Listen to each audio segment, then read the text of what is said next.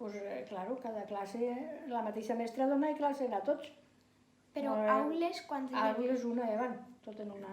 I sols una mestra per 45 xiquets? Sí. Mare meva. Molt bé. I quins jocs t'agradaven jugar? Pues jugàvem a la comba, al tengo un castillo, al pot, els xics a bou, i a amagar-se, i avant. I quina distància hi havia entre el mas i l'escola? Pues n'hi havia que venien de 2 hores i altres 1 hora i mitja. Ens costava de pujar.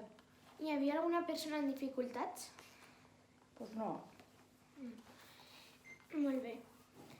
I faltaven alumnes a la classe alguna vegada perquè... Pues claro, quan plovia i nevava i fèiem a l'hora no podíem anar, perquè anàvem a peu i molt de tros de camí i no podíem anar. Entonces no anàvem. I com anàveu a l'escola? A peu, Molt bé. per un caminet. Entonces no hi havia pistes ni podíem anar en cotxe ni res. I com anàveu vestits? Ai, pues roba, unes faldetes curtetes, hasta si dels ginolls, calcetinets. Entonces no duien pantalons ni xandals, ni hi havia res. Passava molt de fred. I l'escola per dins com era? L'escola per dins pues, era una aula gran, amb ventanals de cristal, i després pues, als xicotets tauletes i als grans un pupitre.